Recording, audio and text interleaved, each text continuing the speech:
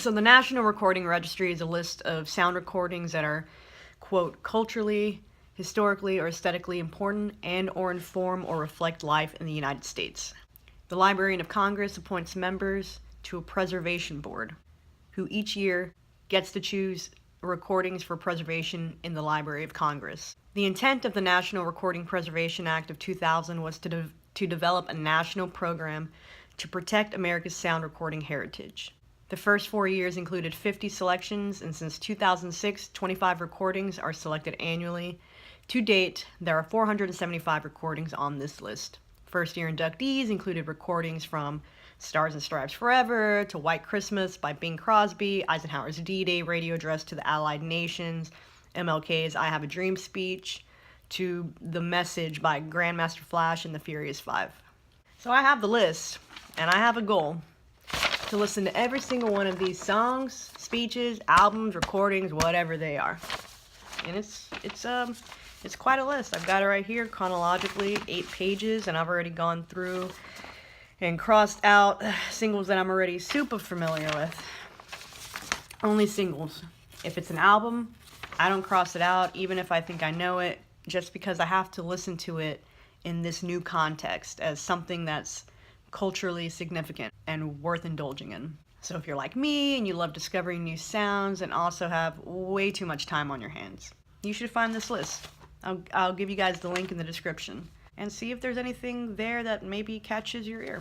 The list has recordings up to 1999, so don't think that they're all niche and obscure. Some Kind Soul already has a playlist for the National Recording Registry on Spotify, so if you try searching for that, you should find a list of singles from 1960 to 1999. I have zero idea if it's complete. I don't believe it includes albums, but it's a good place to start. You can also find a link to my more comprehensive playlist in the description below. This one does include albums, and it's done chronologically since I like to pretend that I'm traveling through time while I listen to my music. FYI, there's also a National Film Registry, which I'll probably take a gander at once I've made a dent in this list. Now, one thing I want to emphasize is try to resist the urge to take shortcuts. For example, I'm pretty familiar with maybe half of this last page, but I'm going to listen to them anyway. But that page looks blank.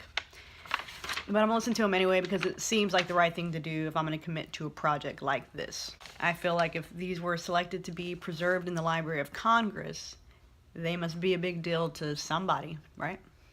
All right. See what we've got here. Okay. This list goes back all the way to 1853. The first one is phonograms by its inventor. I'm going to butcher his name. Edouard Léon Scott de Martinville. So if you don't know, the phonograph is the earliest known sound recording device. It was invented as a means to record and transcribe voice. So apparently these are the very first known human recordings.